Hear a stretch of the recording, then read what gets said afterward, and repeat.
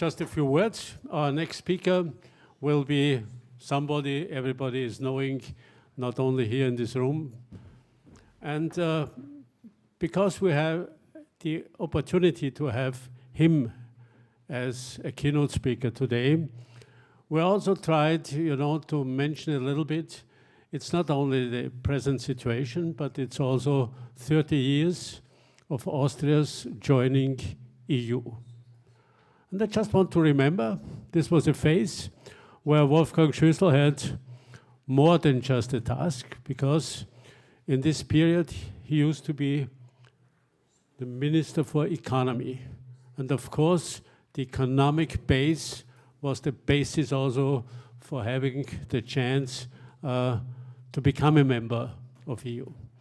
And when we were in the negotiation process, he also had a very important role. Of course, our negotiation leader was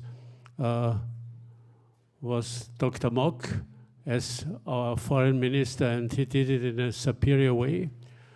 But sometimes you also could realize already that he was at the end of his physical power and so on. And therefore, there are not so many people who know that most of these negotiations in the end were led by Wolfgang Schüssel, who sat down and really made the program. Then he became the foreign minister, and then he became the chancellor. And the chancellor, as I said at the beginning, due to not only my estimate, probably the strongest chancellor Austria had in the Second Republic, because he was steering not only the chancellery, but all the ministries and the whole government in a way you could not imagine. Okay, and therefore we really are looking forward now to his words. He is a man who taught us that it is necessary to think ahead 2 steps and then make one big step in order to be able to take everybody with you in a process. And insofar, I'm questioning now you, dear Wolfgang, please give us your lecture, your presentation of your experiences, give us an insight about your perspective about Europe. Thank you very much for your coming.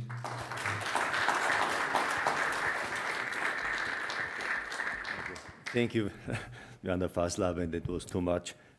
Very, very interesting to see old friends, Viktor, Yushchenko, and Miki Zurinda. We are old friends, and this is really an excellent opportunity to talk about Europe's new responsibilities. I doubt a little bit, because I think the new responsibilities are de facto the old responsibilities. And what is, so to say, the responsibility of a leader, of politicians, to guarantee or to do something for guarantee peace, stability, freedom, prosperity, safety, security for your own population and for the external world, to find friends, partners, to help those in need, to be a reliable partner in economics, to be an actor, be a beacon of freedom, Europe, defender of human rights, supplier of aid, development, investment, etc. So this is not new. Of course, we have challenges, and I think sometimes we got always the impression by media this is the most difficult time in our history. This is not true, by the way. No? I think I'm as old as the Republic of Austria, so 80 years, and we had very difficult times in these 80 years. Not? We were 3 times on the edge of a nuclear confrontation. We had wars even in our neighborhood. Take the post-Yugoslavia fights with hundreds of thousands of killed people, of refugees, etc. So I think the Middle East process. Welcome to the ambassador of Israel. This is a never-ending story, and I was part of this story. From the outside, I talked to Arafat and other leaders of the Palestinian. I mean, this is really crazy. They had everything on the table, and they always refused, imagining there could be a better deal. And next time it was a worse deal, not a better deal. So I think this is the situation. So always difficult, always challenges. So I think today the situation is not easy, that's true, especially in Europe. And Miki said it, and also our excellent presentation from the Defense Ministry 20 years ago, and that we had the impression that Europe is the most competitive continent on Earth. It's gone. De facto, we had now 6 years of stagnation. 6 years of stagnation, especially in the core engine of the European economy, Germany. No? 3 years recession, but 6 years stagnation if you take everything together. Same in Austria, by the way. And it's always about economy. It's the economy stupid, because the economy is the basis for everything, for social affairs, for defense, for international development, etc. So you need an economic basis, and this is the problem today. And we are now entering the next phase of the climate discussion in the neighborhood of the Amazon in Belém. I mean, and Europe, nobody is talking about that we had since the year 2000 an increase in our economic power of 40% plus, and at the same time reduced our CO2 by 25%. No one had a similar success. Maybe it's not enough, but no one had a similar success. Nobody is talking about this. And Europe is the only one who is the only continent, the only global player who is really influential and beeinflussbar by NGOs, by public media, etc. So everybody is now pressing and pushing Europe, we should do more. Is the rest of the world also doing more, much more? America, China, India, others? So I think we should be realistic, and it's not a good strategy, for instance, to damage the economic power of the European Union. So I think this is something we should be aware of, and it should also be mentioned in a context of stability, safety, defense, etc., because the economic base is important. There are good news today, not only critical moments. I think one is we understood the wake-up call of the Russian aggression against Ukraine. That's for sure. And I think everybody enjoyed during the last 30 years a peace dividend by around 2 trillion euro for the European Union. We invested de facto the whole money in the social stability and the social projects, etc. The armies were reduced by half. In Germany, reduced to 1/3 of the previous numbers. The air defense, the marine, everything, the navy everything was reduced by half. So this is over. The wake-up call is there, and therefore the defense budgets are going up. The papers are on the table, the ideas, the projects. Of course, it's now about implementation. But this is one thing. And also, you see the first positive elements, cooperation of big companies, take Leonardo, take Thales, Rheinmetall, etc. So the first time there's really a move, a push towards more cooperation, military and defense cooperation within Europe. Second point, I think we also understood for the first time, this is something, is not about Ukraine alone. It's de facto what Russia is doing is de facto in hybrid war against the West, especially against Europe. America maybe is a little bit too far away and too big, but Europe is at stake. And when we defend Ukraine mentally, financially, with arms, with armament, etc., it is our obligation because it is our security which is at stake. And by the way, I have a book with me. This is von Loringhofen, Putin's Angriff, attack on Germany. And this is a quite interesting book. He was de facto the man responsible within NATO for the intelligence cooperation. And this is a very carefully analyzing book about what is really going on today. And I'm not sure that everybody is really aware of what is going on. I was for 12 years a member in an important board of an energy company. In the last year, I left 2 years ago. In the last year, we had 40,000 attacks on our company. 42 years ago, maybe it's much more time, much more today. 40,000 attacks, and hundreds of them were really very dangerous. You had you had thousands of trolls, of professional working attackers from Russia, but also China, but mostly it is Russia, attacking everything, cutting off hospitals, Deutscher Bundestag, Austrian Ministry for Foreign Affairs, agencies, governmental offices, bureaus, etc. And there's an enormous espionage going on everywhere. Austria, by the way, was a big part of it. Take the Marschalek case. I mean, it's a shame. Of course, we were not aware of that. We were warned by international friends, intelligence, telling us what is going on in Austria. We were really naive. And this is de facto, read this book, it's really important. Also the fake information, the disinformation campaign. Influencing elections in Moldova, in Bulgaria, in Slovakia, in Czechia, in Poland. Ukraine is, of course, a big part of Russian influential projects. Media, they have a very professional, organized international media campaign.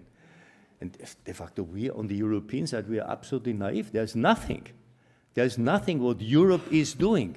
We try together, Mickey is together with me, with some friends, we created last year a magazine, an English magazine, quarterly magazine, European Voices, pro-Europe, pro-market economy, pro-democracy and human rights, etc., with a specific focus on Central and Eastern and Southeastern Europe. Because we see, especially in this region, where the Russian influence is growing, and Chinese influence is also growing in the Balkan area. So we should not be naive. So my conclusion is, economy is the basis for everything, but then it's about leadership, and it's also about mentality. In Austria, we had a mentality, a very sad mentality. If the question is, would you really be ready to defend your country militarily? Last year, 13% said yes, 13%. This year, it is already 32%.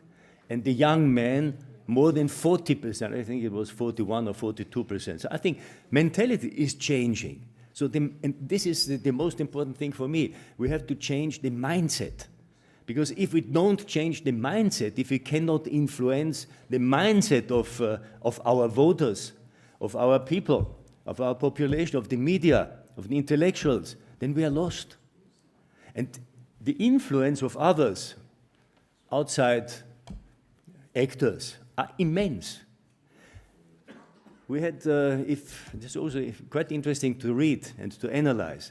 Whenever there is an issue which could split our societies, be it in France, in Germany, in Switzerland, in Austria, wherever, Slovakia, be it COVID, Corona crisis, be it migration, the Gaza war, the aggression of Hamas, etc., Ukraine war. You see everywhere it is possible to use this split, not divide and nipper, to weaken, so to say, the West, to weaken our societies. The Russians are there, and other influencers as well. and we should not be naive. So the mindset, the psychology is of utmost importance. So I'm not naive anymore. Maybe I was, even in my own time. I was not aware of some elements which are in these times also there, maybe not in such an enormous amount or density, but they were there. And I think the time is now over. That we should be really realistic what is going on. Where are the threats? Where are the dangers? We should be prepared. This is the most important thing. It's not only about military and defense budgets. It's not only about money. It is the mindset which is important. And it's also about leadership. Politicians today, and I think good politicians today, must be ready to tell people the truth. May it be let's say, angenehm, comfortable, nice, or be it uncomfortable, not nice. I think the reality must be spelled out. Say the truth. And by the way, normally with age, wisdom should come. Should come. I wait a little bit, but anyway. But sometimes I have the impression that today there is a kind of a global virus influences political leaders, especially in their higher age. So Trump is now becoming 80 soon. Putin, Xi Jinping are above their 70s. Erdogan, Khamenei is 86 or 85, don't know exactly. Modi is also high in his 70s. Really, you have sometimes the feeling that they are far away from wisdom. I mean, Donald Trump, I was Minister for Economic Affairs. I negotiated WTO. So our wealth depended on reducing tariffs. And Trump explained that the 2nd of April is the day of liberation, the Liberation Day, because he raised the tariffs by 50%, 100%, etc. He wiped out within one day 10 trillions of dollars of value in bond markets. They said, I'm crazy. It had nothing to do with wisdom. And I think also Russia, Putin, I knew him when I met him several times. I had the impression this is a quite rational type of a personality. Rational, nüchtern. He thinks twice before he acts. Then he started a war against Ukraine. It's now the 4th year, with more than 1 million young Russian men killed or crippled. And to gain what? To gain some square kilometer, the largest landmass of the world, to gain some square kilometers of land, of inhabitable land for the next 50 or 100 years. I mean, this is crazy. Age, wisdom. So I think we should really prepare, from the European side, we should really prepare to add a little bit more rationality and conventional wisdom to politics. And we are not so bad, by the way. We are not so unsuccessful. There was a ranking of the 100 most successful and most innovative clusters worldwide. 24, China, 22, America, and 24, Europe. I mean, this is not nothing. We are still there. We have the most innovative young people. So trust the young, by the way. Trust the younger people, not only the age above 70s, etc. So trust the young innovators, the young investors, the young politicians. I think this is absolutely needed. And I think if we concentrate on innovation, on ideas, on changing the mentality, not loving the status quo, which is normally the case, especially in Central Europe, in Germany and Austria, and maybe also in our neighborhood. Status quo is a danger, by the way. Right? If you really love the danger, this is the most effective way to be not successful for the future. So more innovative, more trust to the younger generation, more ideas, and also more leaders able and willing to tell the truth. This is my advice. Thank you so much.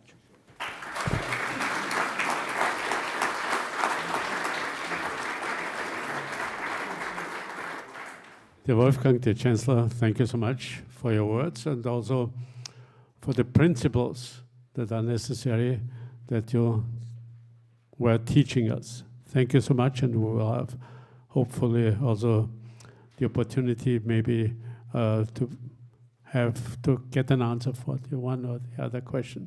And now it's my great pleasure to announce our key speaker from outside the country. And it's a great pleasure, as I said, that President Yushchenko made his way, because it's not so easy to go from Ukraine to Vienna. Of course, we had maybe a little help by the fact that his daughter is studying here in this house. And as far as I learned yesterday, he was interested in seeing the room where she is living now, of course. So this helped a little bit. Okay. But just a few words to his career, as I said already. When I made my first official visit to Ukraine in the very early 90s, the situation of the country, you could not compare with just the situation a few years later. It was the mindset. It was the awareness of being a nation that has, to take the fate into your own hands. This was not an easy process. And then he became, not only after having been the president of the National Bank, prime minister, and then president. And again, this was extremely difficult, and maybe quite a few of the younger people do not know. This was not only just a challenge in political ways, but he also was poisoned in his function when he was a prime minister. He had a dinner, and after the next day, he had, he was poisoned by dioxin, and I think he had a concentration of a few thousand times more than was usual. And he was brought to Vienna. He was treated here and also in Geneva, and it was almost a miracle that he became healthy once again. And insofar, it really is a great pleasure. I do not want to tell more, but please, Mr. President, if you take the floor. And I also want to announce that his wife, Katarina Yushchenko, will make, as she is doing already all the time here, she will translate his speech into English. Please be so nice and take the floor.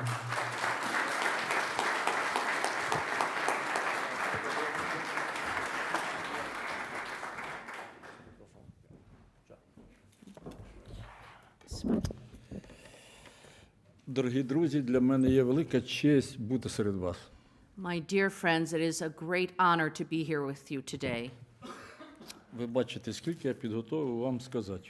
You could see I have many, many pages that I've prepared to talk to you about. Мені дали 5 хвилин. But they said I had to say this all in 5 minutes. Але я спробую сказати головні речі, But I'd like to say a few main things які турбують не тільки Україну, українця, але переконаний кожного із вас. but I think that worry not only Ukraine and all Ukrainians, but each of you. Я почну з того, що я шалено щасливий і радий, що я в Австрії на політичному дискусі чую, що в порядок дня поставлено безпекове питання. And I am just so thrilled that here in Austria, at such a forum, that you are discussing the issue of security. Я переконаний, що із усього набору питань і проблем, які стоять перед кожною нацією, перед кожною державою, на першому місці завжди стоїть безпекове I think питання. that for any country, for any nation, the first issue that you should put on the table is your security. Якщо нація не може відповісти на це запитання, If a nation is not able to give an answer to this скажіть, будь issue, ласка, про яку торгову політику далі будемо вести? how could you even talk about trade, Про яку економіку, про яку культуру? economics, culture? Ви не знаєте, чи ви завтра живі будете, як Because нація, чи як держава. You don't know if tomorrow you will be alive as a nation or as a state. Тому я аплодую тому, що я присутній у порядку на дискусії порядку дня, де безпекове стоїть So питання. I applaud for myself the fact that I could be here with you talking about the important issue of security. Друге, прошу, почуйте, що дефініції дуже важливі в політиці. Please, second, I wish to emphasize that definitions are very important in politics. Називати те, що відбувається в Україні, конфліктом, Do you know, for anyone who calls what's happening in Ukraine a це conflict, називають або безглузді люди, this is nonsense. або хитрі. These are people who are either foolish or devious, Або підлі.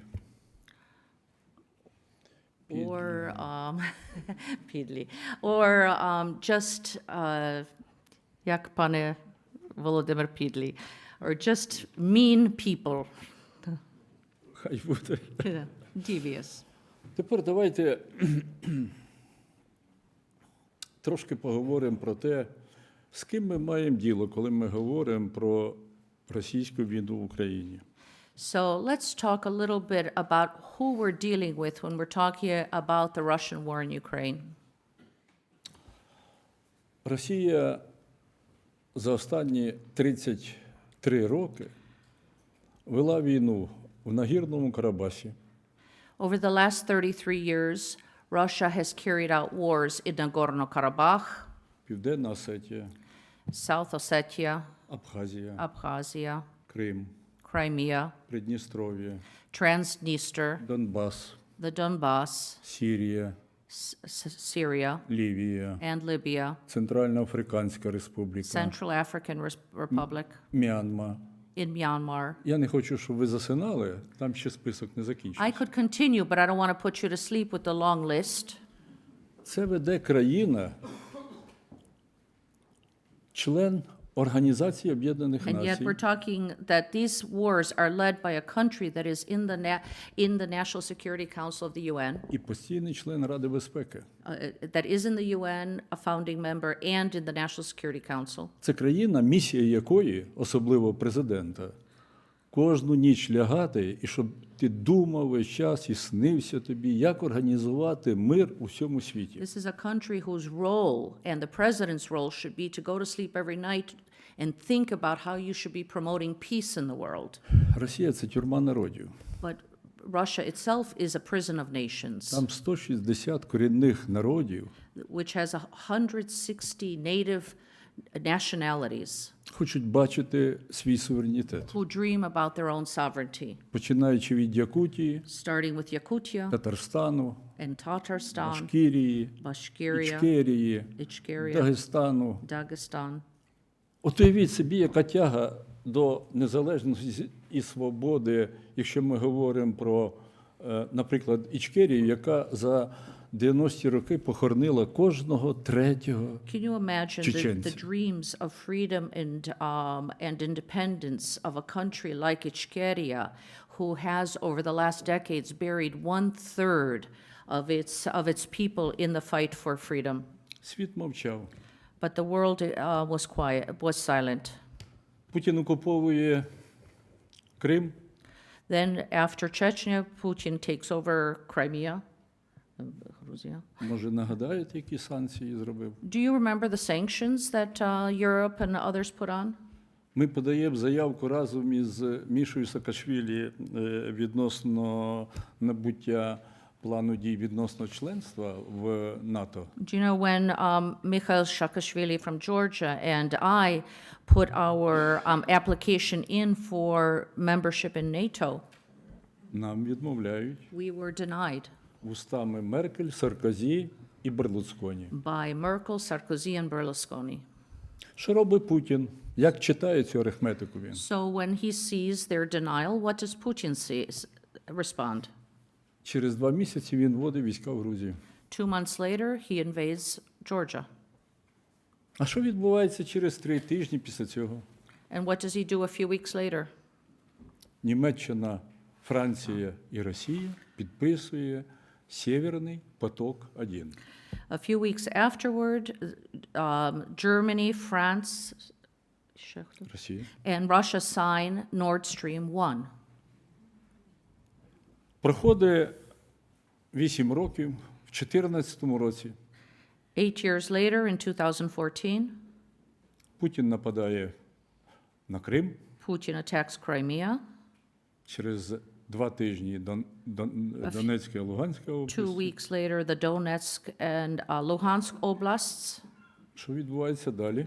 And what do we see after that? Через декілька тижнів, A few weeks later, здається, в Хабаровську підписується угода Сєвєрний поток-2. in Khabarovsk, they sign Nord Stream 2. В 2014 році вже працюють санкції, що недопущення торгівлі військовими і подвійного призначення товарами You know, there were sanctions now on double use of technology and military technology. Франція і Німеччина кожна майже по $500 мільярда відпускає приціли нічного бачення. But still, Germany and France sell equipment, night goggles, and other things to Russia. Я ці приклади виставляю для чого? And why do I raise these? Росія слабка. Russia is weak. Путін слабкий. Putin is weak. Не бійтеся його. Don't be afraid of him. Це маленька людина, He's a small person.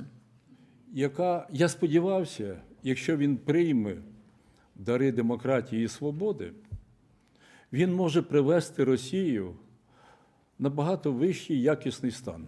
Who, with the freedom and democracy that came in, could have done a lot to make Russia wealthier and happier. КГБістам не дано це. But KGB agents can't do that. І тому ви сьогодні спостерігаєте смерть Росії. And that's why you are seeing right now the death of Russia. Я це підкреслюю, бо я допускаю, що, можливо, більшість зали мають іншу думку. I want to emphasize this because I think many people in this hall don't believe it. Країна, яка виробляє 1,9 світового ВВП, не може називатися сильною. A country that makes up 1.9% GDP of the world is not a strong country. Ви знаєте, що Голландія має ВВП більше, ніж Росія. You know that Netherlands has a higher GDP than Russia's. А там 60% територій нижче рівня Світового океану. And yet, even though it has a country that is below sea level. Штат Техас має більше ВВП, ніж Росія. Texas has a bigger GDP than Russia. Каліфорнія має більший ВВП, ніж Росія. California has a higher GDP. Не бійтесь Росії. Don't be afraid of Russia. Вона слабка, It is weak, але підла. but devious. І тому, коли ви подаєте руку Путіну, швиденько її назад за 2-3 секунди. So if you give your hand to shake Putin's hand, take it away as fast as possible І рахуйте пальці, чи and у count вас how many fingers are left. 5. Коло наших партнерів 54 країни світу. There are 54 countries that have joined the alliance to support Ukraine. Ці країни виробляють 63% світового валового And продукту. these 54 countries make up 63% of the world GDP. Росія 1,9. Russia is 1.9%. Ми ж говоримо, що економіка – це м'язи війни. As we know, economy is the muscles of war. У нас є політичний альянс, We have a political у alliance нас є сильна економіка. and a strong economy, Нам треба навчитися говорити одним голосом. but what we need to learn is how to speak in a single voice. Я багато разів буду просити вас, I will ask you many times over, незалежно від того, яку країну Європи ви представляєте, no matter what country of Europe that you represent, вам треба просинатися. you have to wake up. і не питати, по кому дзвонить дзвін, and not ask for whom the bell tolls. по вас. It tolls for you. Чи ви португальці, Whether you're чи in ви Portugal іспанці, чи ви or італійці. Spain or Italy. Коли Росія нападала на Україну, When Russia attacked Ukraine, у неї було 12,5 тисяч танків. it had 12,500 tanks. Я вас по секрету запитаю, а скільки танків, наприклад, було в найбільшій армії країни Європейського In Союзу secret, в Німеччині? I want to ask you how many tanks were in the largest country in the European Union? Germany. Не буду вас мучити. I won't tire you. I'll give you the answer. 400. 400. В Путіна 12,5, Putin had 12,500. в Німеччині 400. Germany 400. Причому не гарантую, що вони всі заводяться. And I can't even guarantee that they all worked. В Англії 170. England had 170. Що в нас за торжество? Що в нас за безпекова політика, що ми неадекватні? What kind of defense policy do we have that we were so inadequate in the reaction? Як трапилось, що відбулася путінізація Європи? How did it happen that Europe was Putinized? Як трапилось, що Європа, один із самих платіжних ринків світу, Путіну платить $1 мільярд щоденно? How was it that Europe, one of the strongest economies in the world, paid Putin $1 billion per day? Для кооператива «Озеро» це забагато. For the mafia cooperative Ozero that he created around himself, that was much too much.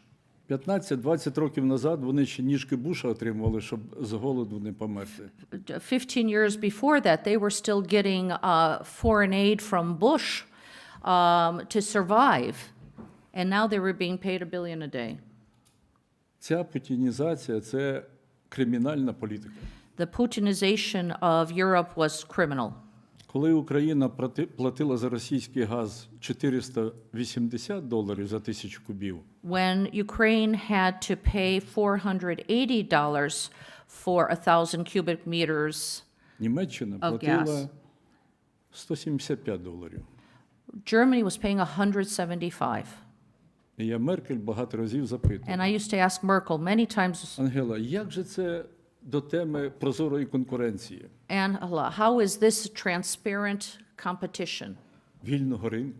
of a free market? Як така політика вдається? How could they conduct this kind of price policy? Весь цей газ йде через Україну. All this gas travels through Ukraine, На 1500 далі, чим ми Goes- платимо. 1,500 kilometers further, and yet you're paying a third of what we do.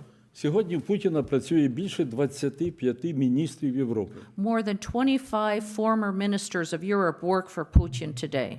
Канцлери працюють, Former chancellors, віце-канцлери працюють, vice chancellors, прем'єри prime ministers європейських великих країн of big працюють. European countries. Оце як Європа дійшла до того рівня, This is how Europe reached the level який привів до енергетичної пастки, which brought them into an energy trap, неадекватної безпекової політики. inadequate security policy. І я думаю, що це велика перемога за останні 17-18 років путінської політики. And I think this was a great success by Putin's politics over the last 17 or so years. І моє серце тішиться від того, як Європа робить висновок і трансформується But my сьогодні. heart is happy when I see that Europe is transforming and reaching new conclusions. Я пригадую перший виступ Шольца, який присвячений був війні Росії в Україні. I remember Mr. Schulz's first speech after the Russian intervention, attack on Ukraine. Приблизно 3 хвилини канцлер говорив про те, що Німеччина ніколи не дасть He Україні. started with 3 minutes about what they will never give Ukraine, І останню хвилину присвятив, що Німеччина дасть Україні. and then 1 minute on what they will give Ukraine. Це 5000 касок 5,000 helmets і 2500 санітарних сумок. and 2,500 first aid kits. Сьогодні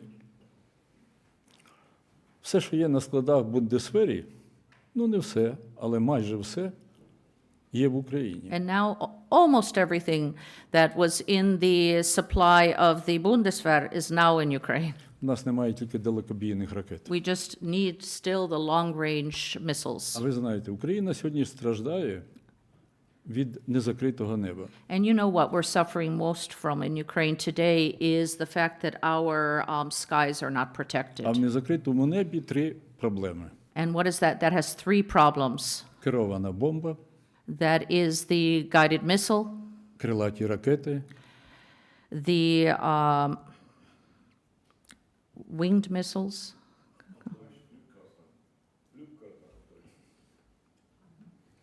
Да, yes. Да? І третя позиція – балістика. And ballistic weapons. Україна – технологічна держава. Ukraine is a technological country. Дніпро, місто Дніпро, The city of Dnipro завжди був ракетною столицею Совєтського Союзу. was always the missile capital of the Soviet Union. Всі собаки, які запускались в космос, люди All the dogs that went up into space and the people who went up into space were, це робота it was designed конструкторського бюро «Південне».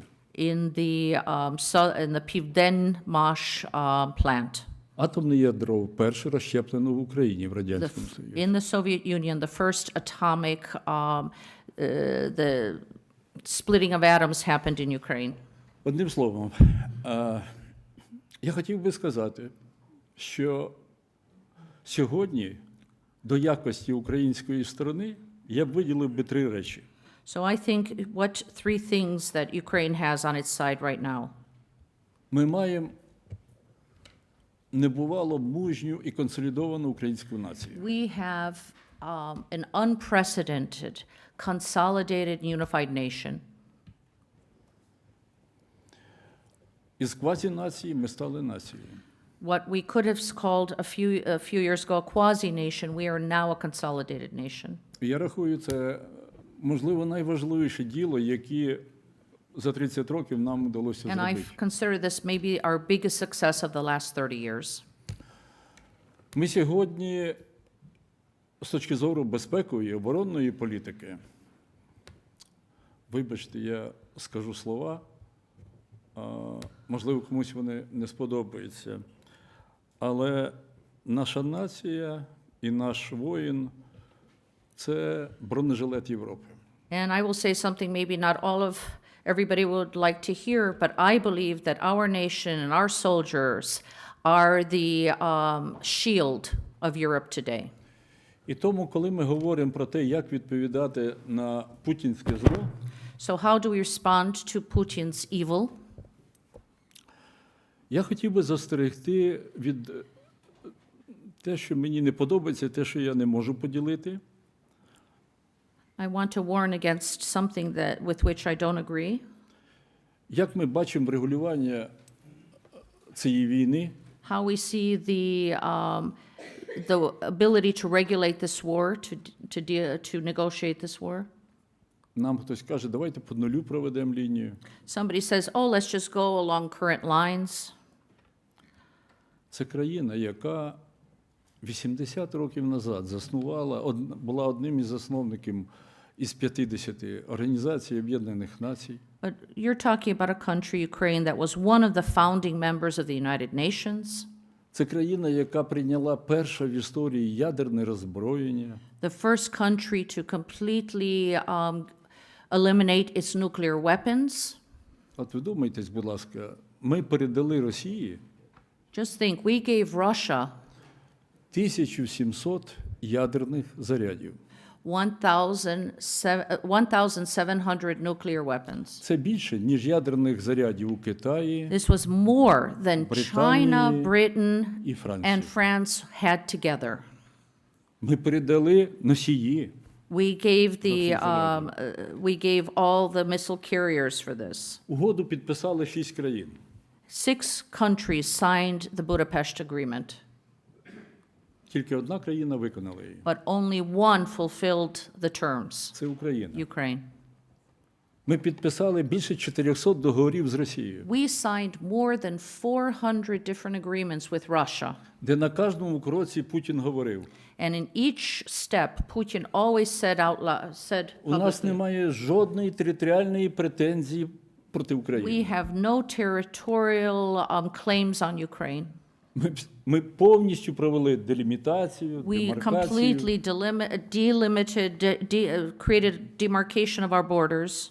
І сьогодні нам пропонують: And now they're telling us, ну, що ж ти поробиш? Так сталося. what can you do?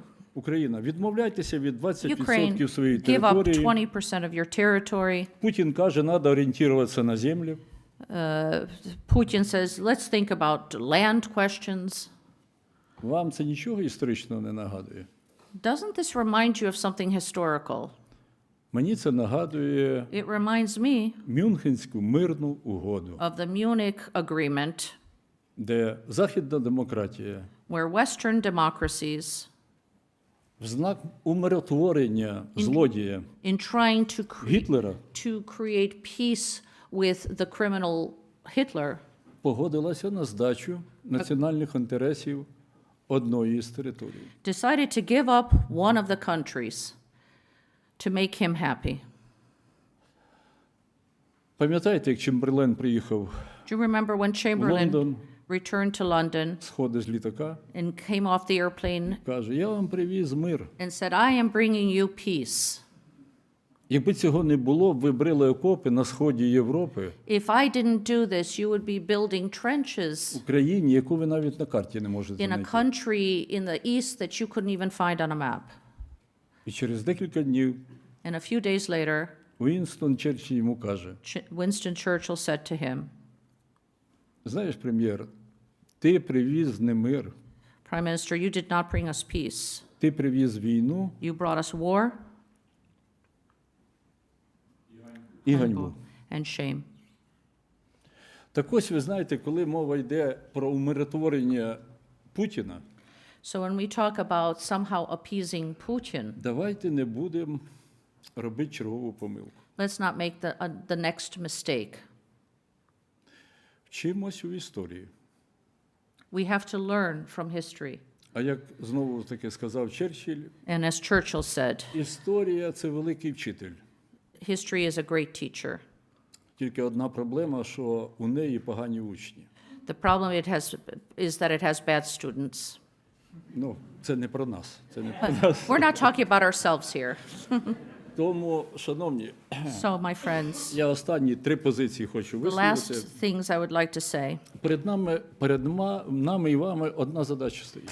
Before us, there is one assignment. Путін повинен бути переможений. Putin must be defeated. Нам треба зробити 3 речі. So we have to do 3 things.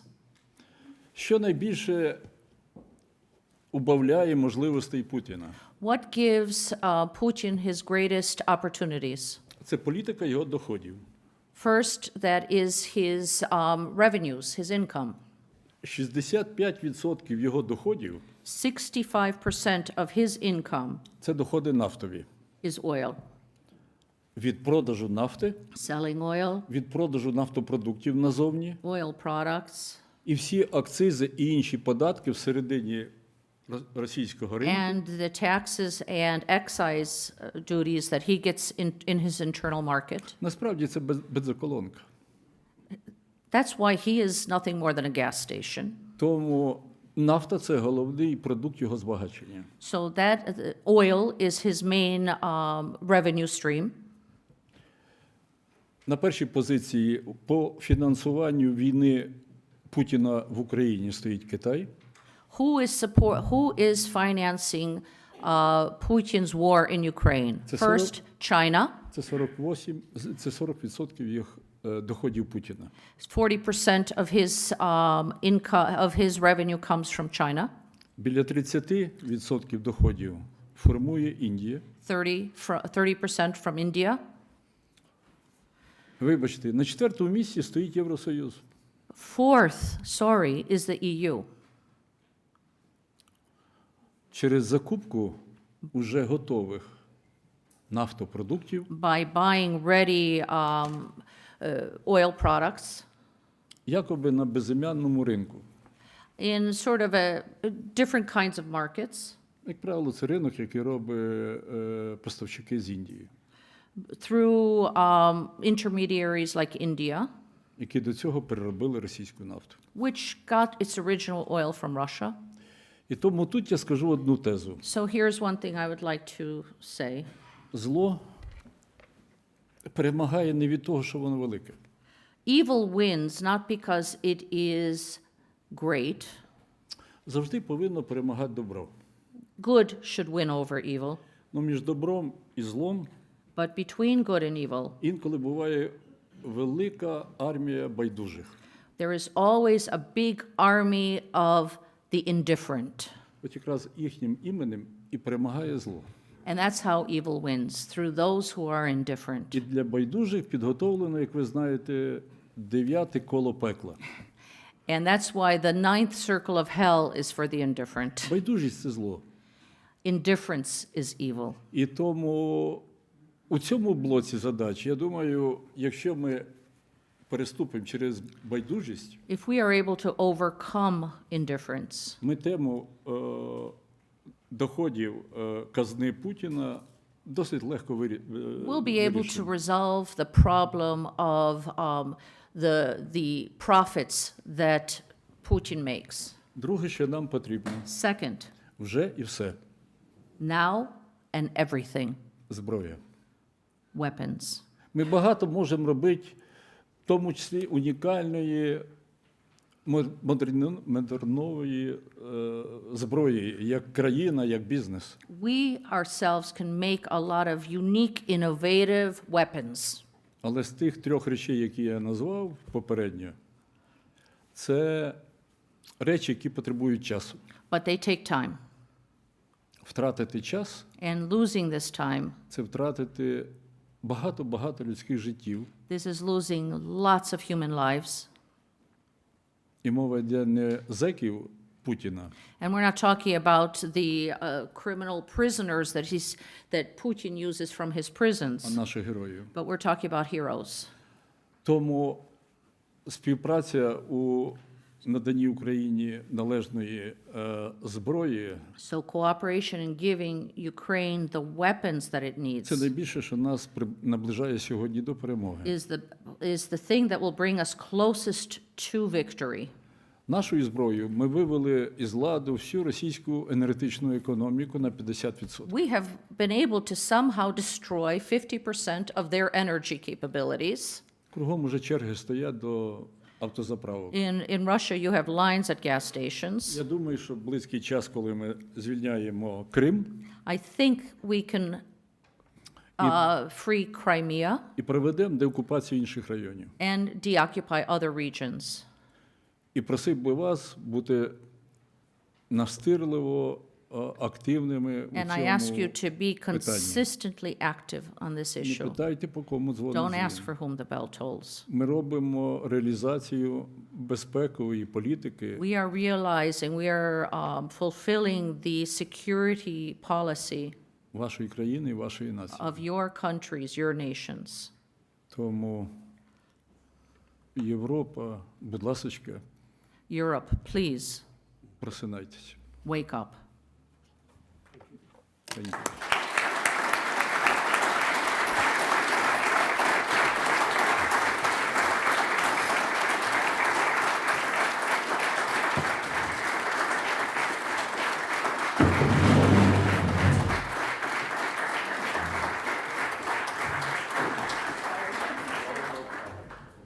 Yeah, thank you so much.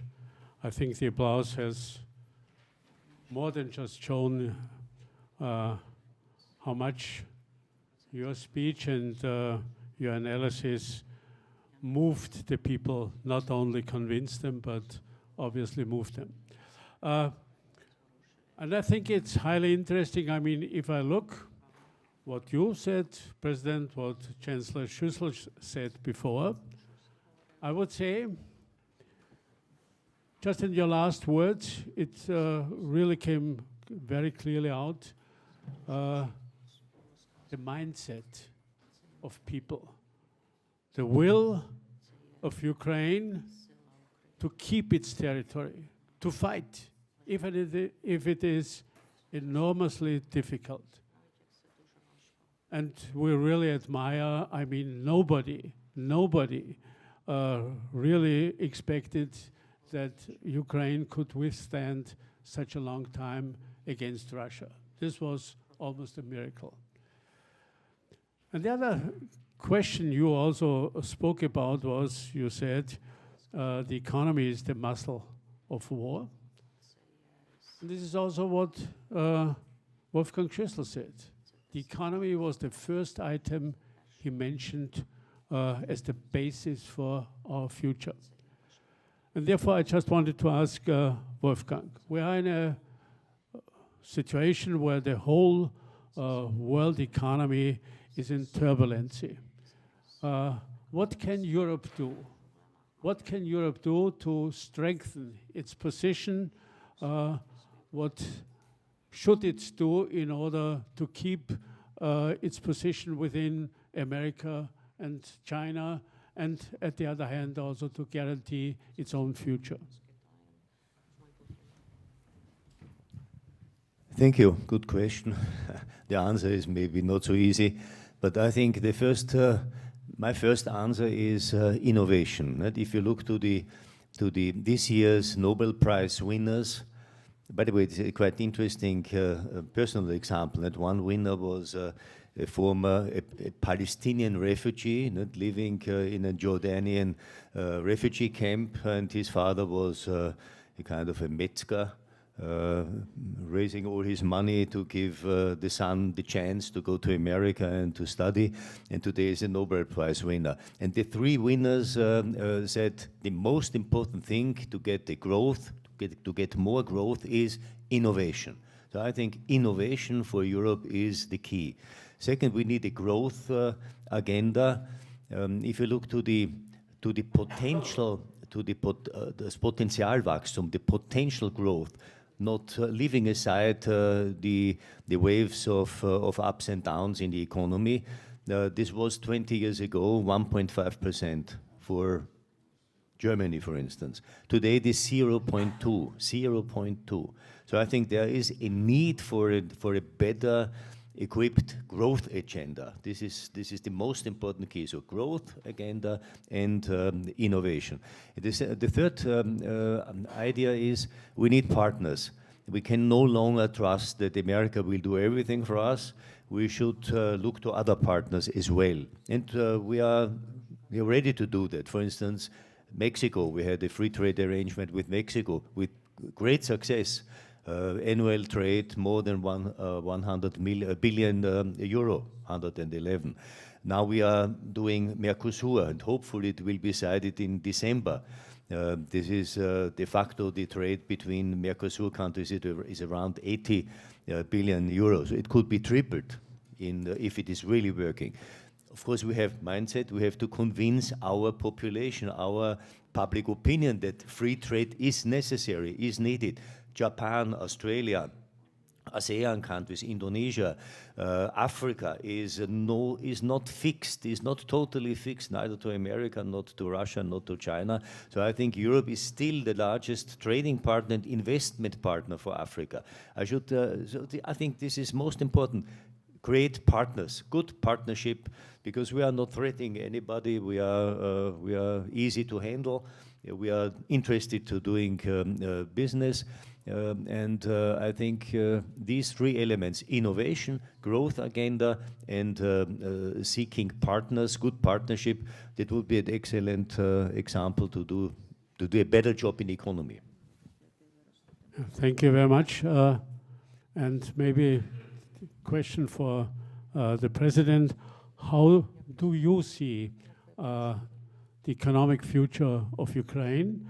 I mean, having certainly, or being a heavyweight on production of wheat and agricultural products, at the other hand, is not so easy if you are thinking of integration, because of course the agricultural market is the only really fully integrated market within European Union, and therefore will not be so easy. And maybe as a third factor, if you look at now the destruction in Donbass, and Donbass always used to be the industrial heart of Ukraine, you know, how do you see the future, economic future of Ukraine? Дякую за запитання. Thank you for this question. Почну з того, що за ці останні 3 роки ми втратили 50% енергетики. I would like to begin by saying that over the last 3 years, we've lost 50% of our energy.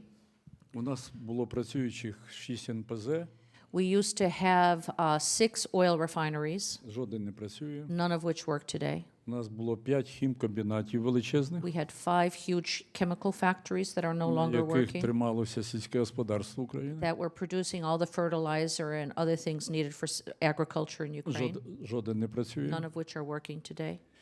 У нас зірвана найбільша в Європі гідростанція. The largest hydroelectric station in Europe has been destroyed. У нас окупована найбільша в Європі ядерна станція. The largest nuclear power station in Europe is occupied. Проблемна металургія, We have problems with the metallurgy companies. бо багато комбінатів у нас під окупацією. A lot of the factories are in occupied territories now. Ну, про чорне я вже більш не хочу говорити. Я, як економіст, хочу вам сказати, що я надзвичайно великий оптиміст. But despite everything, all the negatives I've given you, I am still very optimistic. Оптиміст в тому, що в нас є належні знання, як піднімати нашу економіку. Because we have the knowledge of how to raise our economy. У нас є багато міжнародних партнерів. We have many international І partners. ви знаєте, по багатьох позиціях ми займаємо або перше місце в Європі, або перше навіть місце в світі. And in some products, many products, we are not only first in Europe, but even first in the world. Тобто ця перспектива нікуди не ділась. And this perspective has not disappeared. Очевидно, ми хочемо мати окремий план відбудови. Of course, we need a reconstruction plan. Очевидно, ми знайдемо юридичний спосіб, перш за все в Європі, як направити валютні резерви Росії на цю програму. And of course, we're going to find legal methods to use confiscated Russian assets to invest in Ukraine. Ну і саме, можливо, головне, Україна розкриє широкі двері для інвесторів, як великого рівня, так і середнього рівня. And of course, Ukraine will find a way to open its doors to investors, both the large investors and middle investors. У 90-х роках ми з вами не знайомі були. You know, in the 90s, we did not know each other. Ми один одного в очі не бачили. We never saw each other face to І face. нам десяток років потребувалося, щоб зайти у відносини, в довіру, знайти друзів. It took us a few decades to find partners, to find friends. А сьогодні ці питання вже пройдені. But now we have reached a different stage. У Росії сьогодні править людина, при якій діти родилися, пішли в школу, університет, здобули освіту, пішли на фронт і їх уже закопали. Оце перспектива покоління. And we have found trust amongst ourselves. But looking at Russia, where you have an entire generation of people who have been born, grown up, been educated, gone to the army, and been buried under one leader. Оце жить путінській Росії. That's what it's like to live in Putin's Russia. Сьогодні кожний день на українських полях бою гине від 900 до 1400 росіян. Every day on the front lines of Ukraine, from 900 to 1400 Russians die. Послухайте, що це за бойня, коли за 10 днів ми знищуємо росіян скільки за 10 років було знищено в Афганістані? What kind of war is it when in 10 days we're able to take as many soldiers, to kill as many soldiers as it took 10 years in Afghanistan? То країна, де немає опозиції. We're talking about a country that has no opposition. Якщо ти задумав бути опозиційним, If you ever want to be in opposition in Russia, скоріше вб'ють, якщо ти не встигнеш виїхати. if you're not able to escape, you'll be dead. Це історія Борі That's Німцова, what happened to Boris Nemtsov, Олексія Навального. Alexei Navalny. Це країна, яка позбавлена свободи слова для населення свого. A country that allows no freedom of speech. Сьогодні у путінських в'язницях знаходиться скільки журналістів, скільки не знаходилось при Сталіні. You have more journalists in Putin's prisons today than you had during the time of Stalin. Більше 20 тисяч дітей, які викрадені, і міжнародними організаціями встановлені їхні імена Путіним. You know, more than 20,000 children stolen from Ukraine whose names we know and are now in Putin's Russia.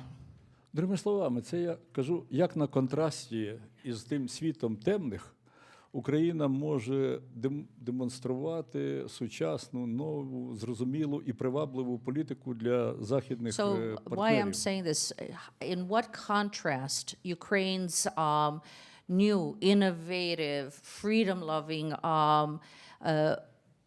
politics, what an alternative we can present to you. Тому ми сьогодні гордимося нашим солдатам We are very proud today of our soldier і нашою нацією. and of our nation. Нація виграє війни, Nations win wars а солдат бої.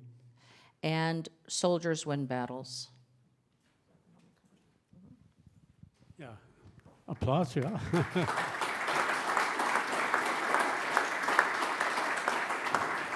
So, before we go into our break, we will have the opportunity also to listen to a very short statement of our Minister for Foreign Affairs. She was the first one who was ready to participate in this conference, but then had to change her plans, as it sometimes can happen when you are in government. So we will hear. But before that, I just wanted to ask one more question to Wolfgang Schüssel. Wolfgang, you gave us just a clear best example of your ideas. What I hear from one of our board members, Ambassador Martens, you still are playing football, you are playing soccer, as you did in the last decades. So you obviously are in shape. And you are in such a good shape that nobody realized, more or less, that you had a prominent birthday this year, in the first half, 80 years. And applause is... So,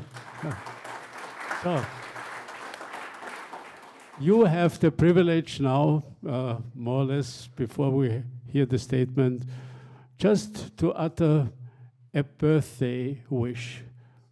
A birthday wish for Austria and Europe, even if this is a surprise and maybe not so easy to answer, but I think just what you think Austria, what you wish Europe could do in the coming days and years. I think this is quite easy. I think for me the most good day and finest day in my political career was the 12th of June '94, when our people voted with a 2/3 majority in favor of EU membership. So I think Europe is our fate. So my wish to Austria, but also to Europe and to the candidate countries, is not to forget that the European Union is not only, so to say, a project. This is de facto the finest project in history to bring together today 27 member states, but 10 are attending, 10 are candidates, and eventually much more are interested to come into this interesting circle. And the principle is to guarantee peace inside the community, not forgetting that in the 200 years before, we had 300 wars between our nations. So this is over now for 80 years. So I think keep the European flame alive. This is my wish, and also for the candidate countries. I think maybe it's not so popular today to say that Ukraine and Moldova and Albania and all the other candidate countries are potential member states, and we should be open, we should prepare the way, we should help them, we should support them, give advice. But this is the most important thing today for leaders, but also for intellectuals or interested people supporting the European idea. So be aware of that. This is my wish. Thank you so much.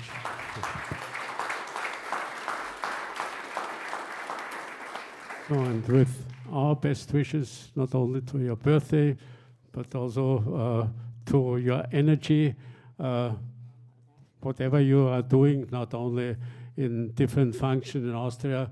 Many people are not aware that Wolfgang still is also president of Konrad Adenauer Stiftung, an Austrian, is at the top of the most prominent German Stiftung. Okay, he's in Bertelsmann Stiftung and in many other functions. Okay, we wish you all the best.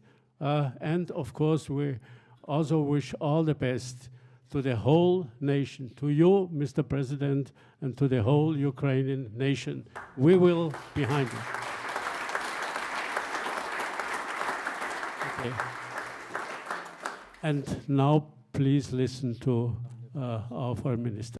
Dear ladies and gentlemen, I'm delighted to have the opportunity to share a few thoughts with you today, even though I sadly can't join you in person.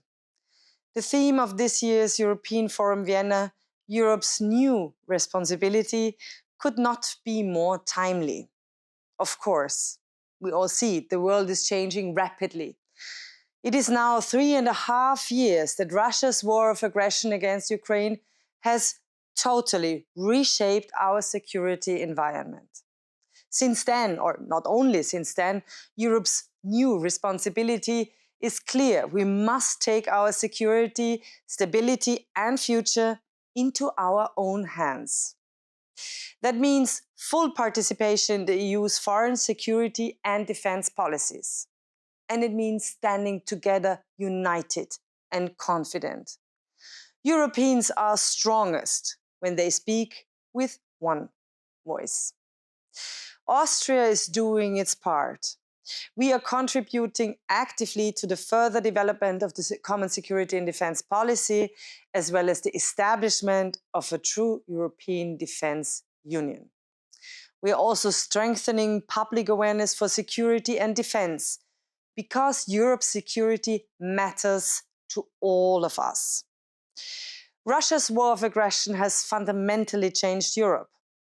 It is now more than 1,200 days of suffering and death in Ukraine. It is about time that the killing stops. Russia therefore has to come to the negotiating table for real.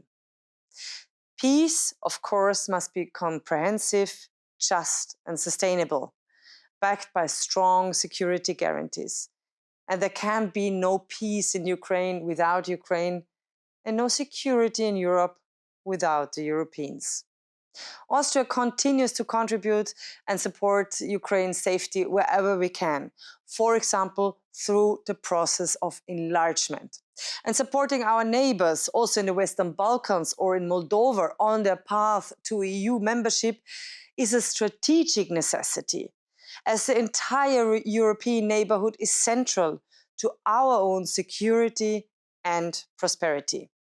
EU enlargement is therefore a top geopolitical priority, and through gradual integration, it should bring real benefits even before accession, for example, by extending the European roaming area or single European payments area, by progressively integrating candidates into the EU single market.